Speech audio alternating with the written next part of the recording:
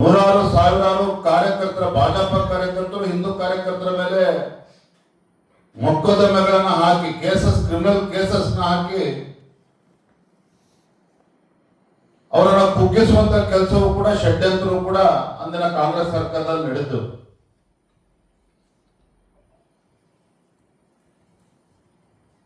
ಆದ್ರೆ ಅಂತ ಸಂದರ್ಭದಲ್ಲಿ ಆ 17 ಜನ ಶಾಸಕರು ಇವತ್ತು ಕೆಲವರು ಕಾಂಗ್ರೆಸ್ ನಲ್ಲಿ ಇರಬಹುದಿಲ್ಲ ಅಂತಲ್ಲ, ಆದರೆ ಅವತ್ತು ನಮ್ಮ ಜೊತೆ ಕೈ ಜೋಡಿಸ್ತಕ್ಕಂಥ ಪರಿಣಾಮವಾಗಿ ಒಳ್ಳೆ ಆಡಳಿತನೂ ಕೂಡ ನಮ್ಮ ಭಾಜಪ ಸರ್ಕಾರ ಕೊಡೋದಕ್ಕೆ ಸಾಧ್ಯ ಆಯಿತು.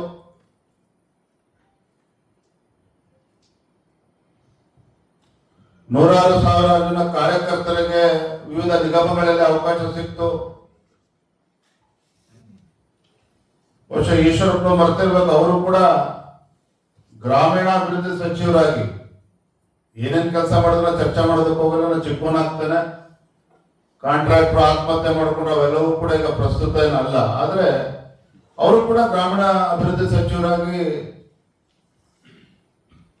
ಎಂಜಾಯ್ ಮಾಡಿದ್ರು, ಇಲ್ಲ ಅಂತೇನಿಲ್ಲ. ಅದು ಇವೆಲ್ಲವೂ ಕೂಡ ಮರ್ತೋಗಿದೆ ಅಂತ ಕಾಣ್ತದೆ.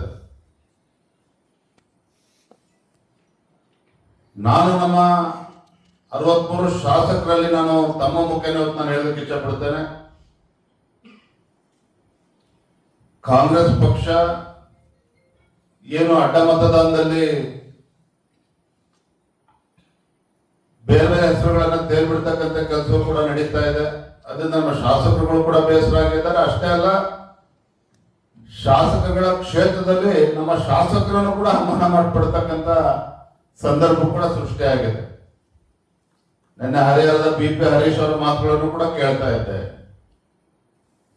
ನಮ್ಮ ಬಗ್ಗೆನೇ ನಮ್ಗೆ ಅನುಮಾನ ಪಡ್ತಕ್ಕಂಥ ಪರಿಸ್ಥಿತಿ ನಿರ್ಮಾಣ ಆಗಿರ್ತಕ್ಕಂಥದ್ದು ಸತ್ಯ. ಯಾರು ಇವತ್ತು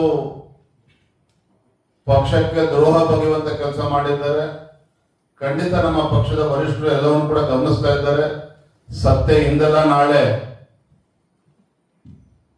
ಹೊರಗೆ ಬರಲೇಬೇಕಾಗ್ತದೆ, ಬಂದೇ ಬರುತ್ತದೆ.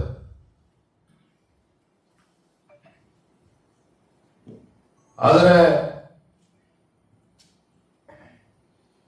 ವಿಜಯನವರು ಕೂಡ ಅವ್ರ ಜೊತೆ ಸೇರಿಕೊಂಡು ಕಾಂಗ್ರೆಸ್ ಪಕ್ಷದ ಜೊತೆ ಮಿಲಾವಟ್ ಮಾಡಿಕೊಂಡು ಅಡ್ಡ ಮತದಾನಕ್ಕೆ ಅವಕಾಶ ಮಾಡಿಕೊಟ್ಟಿದ್ದೆ. ಆದ್ರೆ ಈ ಶಾಸಕರು ಏನು ಪಕ್ಷಕ್ಕೆ ದ್ರೋಹ ಬಗೆಯುವಂತ ಕೆಲಸ ಮಾಡಿದ್ದಾರೋ ನಾನು ಕೂಡ ಅದೇ ಮಾಡಿದಂತ ಆಗ್ತದೆ.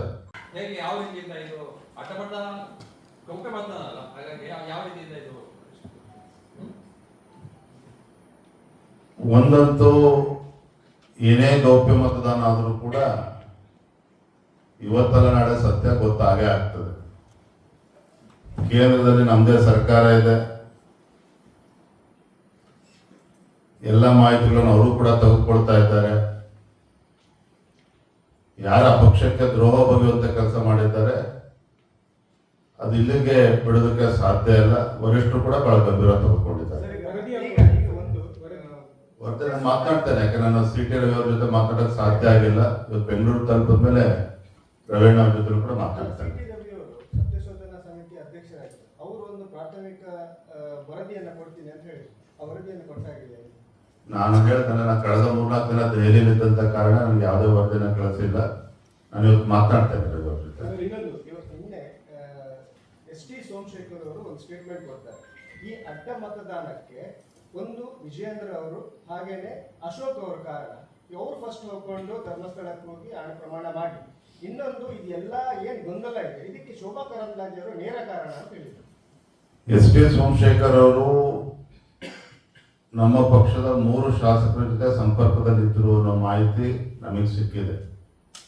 ಹಾಗಾಗಿ ಅವ್ರನ್ನ ಪ್ರೊಟೆಕ್ಟ್ ಮಾಡ್ತಕ್ಕಂಥ ಪ್ರಯತ್ನ, ಈ ರೀತಿ ಉಡಾಫೆ ಮಾತುಗಳನ್ನ ಆಡೋ ಮೂಲಕ ಆ ಪ್ರಯತ್ನ ಮಾಡ್ತಾ ಇದ್ದಾರೆ. ಬರುವಂತ ದಿನಗಳಲ್ಲಿ ಗೊತ್ತಾಗ್ತದೆ ಎಲ್ಲ ವಿಚಾರ. ಸರಿ, ಮಾಜಿ CM ಇವರು DV ಸದಾನಂದ ಗೌಡ ಅವರು ಈ ಹಿಂದೆ ಕೂಡ ಹೇಳಿದ್ದಾರೆ, 2-3 ಸಲ ಹೇಳಿದ್ರು. ನಾನಂದ್ರೆ ಈ ಮೊದಲು ನಾನು ಪಕ್ಷದ ಇವರಿಗೆ ನಾಯಕರಿಗೆ ಗಮನಕ್ಕೆ ತಂದಿದ್ದೆ, ಈ ತರ ಸಂಪರ್ಕದಲ್ಲಿದ್ದಾರೆ ಅಂತೇಳಿ, ಆದರೂ ಯಾರು ಕ್ರಮ ಕೈಗೊಳ್ಳಿಲ್ಲ ಅಂತೇಳಿ ಅವರು. DV ಸದಾನಂದ ಗೌಡರು ಅಡ್ಡ ಮತದಾನ ಅಂದ್ರೆ ಮತದಾನ ಆದ್ಮೇಲೆ ಮಾರದಿನ ನನಗೂ ಕೂಡ ದೂರವಾಣಿ ಕರೆ ಮಾಡಿದ್ರು. ನಾನು ನಿಮಗೆ ಅಧ್ಯಕ್ಷ ನಿಮಗೆ ರೀಚ್ ಆಗ್ತಕ್ಕಂಥ ಪ್ರಯತ್ನ ಮಾಡಿದ್ರೆ ನೀವು ಫೋನ್ ಸಿಗಲಿಲ್ಲ. ಆದರೆ ನಿಮ್ಮ ಪ್ರಧಾನ ಕಾರ್ಯದರ್ಶಿ ನಾನು ದೂರವಾಣಿ ಕರೆ ಮಾಡಿ ಮಾಹಿತಿನ ಕೊಟ್ಟಿದ್ದೆ ಅನ್ನೋ ಮಾತನ್ನು ಹೇಳಿದ್ದಾರೆ. ನನಗನ್ನಿಸ್ತದೆ ನಮ್ಮ ಪಕ್ಷದ ಒಬ್ಬ ಹಿರಿಯ ನಾಯಕರು, ಮಾಜಿ ಮುಖ್ಯಮಂತ್ರಿಗಳು ಆ ಮಾತನ್ನು ಹೇಳಿದಾಗ ನಮ್ಮ ಪ್ರಧಾನ ಕಾರ್ಯದರ್ಶಿ ಕೂಡ ನಾನು ದೂರವಾಣಿ ಕರೆ ಮಾಡಿ ಕೇಳಿದೆ. ಅವರು ಹೌದು ಸದಾನಗೌಡರು ಫೋನ್ ಮಾಡಿದ್ರು, ಅಲ್ಲ ಸ್ಪೆಸಿಫಿಕ್ ಆಗಿ ಯಾವುದೂ ಮಾಹಿತಿ ಕೊಡಲಿಲ್ಲ. ಇಲ್ಲ ಅಧ್ಯಕ್ಷರಿಗೆ ತಿಳಿಸಿ ಯಾವುದೇ ಕಾರಣಕ್ಕೂ 28 ಗೆಲ್ಲದಕ್ಕೆ ನಮಗೆ 27.65 ವೋಟ್ಗಳು ಬೇಕಿತ್ತು. ಸೊ 28 ಮತಕ್ಕೆ ಸೀಮಿತ ಆಗೋದು ಬೇಡ, ಕನಿಷ್ಠ 29-30 ವೋಟನ್ನ ತೆಗೆದುಕೊಳ್ಳಿ. 28ಕ್ಕೆ ಸೀಮಿತ ಆಗೋದು ಬೇಡ, ರಾಜ್ಯಾಧ್ಯಕ್ಷರ ಗಮನಕ್ಕೆ ತಗೊಬನ್ನಿ. ಕೆಲವು ಶಾಸಕರನ್ನ ಕಾಂಟ್ಯಾಕ್ಟ್ ಮಾಡ್ತಕ್ಕಂಥ ಪ್ರಯತ್ನ ಕಾಂಗ್ರೆಸ್ ಅವರು ಮಾಡ್ತಾ ಇದ್ದಾರೆ.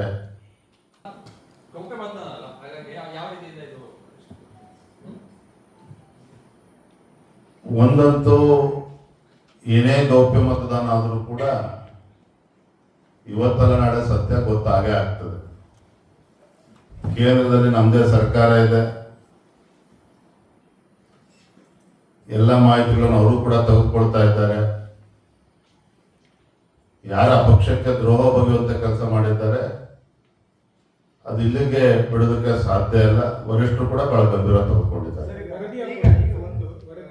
ವರದಿ ನಾನು ಮಾತನಾಡ್ತೇನೆ, ಯಾಕೆ ನಾನು CT ರವಿ ಅವ್ರ ಜೊತೆ ಮಾತಾಡೋಕೆ ಸಾಧ್ಯ ಆಗಿಲ್ಲ. ಇವತ್ತು ಬೆಂಗಳೂರು ತಲುಪಿದ ಮೇಲೆ ರವೀಣ್ ಅವ್ರ ಜೊತೆ ಕೂಡ ಮಾತಾಡ್ತೇನೆ. CT ರವಿ ಅವರು ಸತ್ಯಶೋಧನಾ ಸಮಿತಿ ಅಧ್ಯಕ್ಷರಾಗಿದ್ದಾರೆ. ಅವರು ಒಂದು ಪ್ರಾಥಮಿಕ ವರದಿಯನ್ನ ಕೊಡ್ತೀನಿ ಅಂತ ಹೇಳಿ ಆ ವರದಿಯನ್ನು ಕೊಟ್ಟಾಗಿದೆ. ನಾನು ಹೇಳ್ತೇನೆ, ನಾನು ಕಳೆದ 3-4 ದಿನ ದೆಹಲಿಯಲ್ಲಿ ಇದ್ದಂತ ಕಾರಣ ನನಗೆ ಯಾವುದೇ ವರದಿನ ಕಳಿಸಿಲ್ಲ. ನಾನು ಇವತ್ತು ಮಾತನಾಡ್ತೇನೆ ರವಿ ಅವ್ರ ಜೊತೆ. ಇನ್ನೊಂದು ನಿನ್ನೆ ST ಸೋಮಶೇಖರ್ ಅವರು ಒಂದು ಸ್ಟೇಟ್ಮೆಂಟ್ ಕೊಡ್ತಾರೆ. ಈ ಅಡ್ಡ ಮತದಾನಕ್ಕೆ ಒಂದು ವಿಜಯೇಂದ್ರ ಅವರು ಹಾಗೇನೆ ಅಶೋಕ್ ಅವರ ಕಾರಣ. ಅವ್ರು ಫಸ್ಟ್ ಹೋಗ್ಕೊಂಡು ಧರ್ಮಸ್ಥಳಕ್ಕೆ ಹೋಗಿ ಹಣ ಪ್ರಮಾಣ ಮಾಡಿ. ಇನ್ನೊಂದು ಇದೆಲ್ಲ ಏನ್ ಗೊಂದಲ ಇದೆ, ಇದಕ್ಕೆ ಶೋಭಾ ಕರಂದ್ಲಾಜೆ ಅವರು ನೇರ ಕಾರಣ ಅಂತ ಹೇಳಿದ್ರು. ST ಸೋಮಶೇಖರ್ ಅವರು ನಮ್ಮ ಪಕ್ಷದ 3 ಶಾಸಕರ ಜೊತೆ ಸಂಪರ್ಕದಲ್ಲಿದ್ದರು ಅನ್ನೋ ಮಾಹಿತಿ ನಮಗೆ ಸಿಕ್ಕಿದೆ. ಹಾಗಾಗಿ ಅವ್ರನ್ನ ಪ್ರೊಟೆಕ್ಟ್ ಮಾಡ್ತಕ್ಕಂಥ ಪ್ರಯತ್ನ, ಈ ರೀತಿ ಉಡಾಫೆ ಮಾತುಗಳನ್ನ ಆಡೋ ಮೂಲಕ ಆ ಪ್ರಯತ್ನ ಮಾಡ್ತಾ ಇದ್ದಾರೆ. ಬರುವಂತ ದಿನಗಳಲ್ಲಿ ಗೊತ್ತಾಗ್ತದೆ ಎಲ್ಲ ವಿಚಾರ. ಸರಿ, ಮಾಜಿ CM ಇವರು ಡಿ.ವಿ. ಸದಾನಂದಗೌಡರು ಅವರು ಈ ಹಿಂದೆ ಕೂಡ ಹೇಳಿದ್ದಾರೆ, 2-3 ಸಲ ಹೇಳಿದ್ರು. ನಾನಂದ್ರೆ ಈ ಮೊದಲು ನಾನು ಪಕ್ಷದ ಇವರಿಗೆ ನಾಯಕರಿಗೆ ಗಮನಕ್ಕೆ ತಂದಿದ್ದೆ, ಈ ತರ ಸಂಪರ್ಕದಲ್ಲಿದ್ದಾರೆ ಅಂತೇಳಿ. ಆದರೂ ಯಾರು ಕ್ರಮ ಕೈಗೊಳ್ಳಿಲ್ಲ ಅಂತೇಳಿ ಅವರು. ಡಿ.ವಿ. ಸದಾನಂದಗೌಡರು ಅಡ್ಡ ಮತದಾನ ಅಂದ್ರೆ ಮತದಾನ ಆದ್ಮೇಲೆ ಮಾರದಿನ ನನಗೂ ಕೂಡ ದೂರವಾಣಿ ಕರೆ ಮಾಡಿದ್ರು. ನಾನು ನಿಮಗೆ ಅಧ್ಯಕ್ಷ ನಿಮಗೆ ರೀಚ್ ಆಗ್ತಕ್ಕಂಥ ಪ್ರಯತ್ನ ಮಾಡಿದ್ರೆ ನೀವು ಫೋನ್ ಸಿಗಲಿಲ್ಲ. ಆದರೆ ನಿಮ್ಮ ಪ್ರಧಾನ ಕಾರ್ಯದರ್ಶಿ ನಾನು ದೂರವಾಣಿ ಕರೆ ಮಾಡಿ ಮಾಹಿತಿನ ಕೊಟ್ಟಿದ್ದೆ ಅನ್ನೋ ಮಾತನ್ನು ಹೇಳಿದ್ದಾರೆ. ನನಗನ್ನಿಸ್ತದೆ ನಮ್ಮ ಪಕ್ಷದ ಒಬ್ಬ ಹಿರಿಯ ನಾಯಕರು, ಮಾಜಿ ಮುಖ್ಯಮಂತ್ರಿಗಳು ಆ ಮಾತನ್ನು ಹೇಳಿದಾಗ ನಮ್ಮ ಪ್ರಧಾನ ಕಾರ್ಯದರ್ಶಿ ಕೂಡ ನಾನು ದೂರವಾಣಿ ಕರೆ ಮಾಡಿ ಕೇಳಿದೆ. ಅವರು ಹೌದು ಸದಾನಗೌಡರು ಫೋನ್ ಮಾಡಿದ್ರು, ಅಲ್ಲ ಸ್ಪೆಸಿಫಿಕ್ ಆಗಿ ಯಾವುದೂ ಮಾಹಿತಿ ಕೊಡಲಿಲ್ಲ. ಇಲ್ಲ ಅಧ್ಯಕ್ಷರಿಗೆ ತಿಳಿಸಿ ಯಾವುದೇ ಕಾರಣಕ್ಕೂ 28 ಗೆಲ್ಲದಕ್ಕೆ ನಮಗೆ 27.65 ವೋಟ್ಗಳು ಬೇಕಿತ್ತು. ಸೊ 28 ಮತಕ್ಕೆ ಸೀಮಿತ ಆಗೋದು ಬೇಡ, ಕನಿಷ್ಠ 29-30 ವೋಟನ್ನ ತೆಗೆದುಕೊಳ್ಳಿ. 28ಕ್ಕೆ ಸೀಮಿತ ಆಗೋದು ಬೇಡ, ರಾಜ್ಯಾಧ್ಯಕ್ಷರ ಗಮನಕ್ಕೆ ತಗೊಬನ್ನಿ. ಕೆಲವು ಶಾಸಕರನ್ನ ಕಾಂಟ್ಯಾಕ್ಟ್ ಮಾಡ್ತಕ್ಕಂಥ ಪ್ರಯತ್ನ ಕಾಂಗ್ರೆಸ್ ಅವರು ಮಾಡ್ತಾ ಇದ್ದಾರೆ. So it was a generalise statement given by DV. Sadananda Gowda G.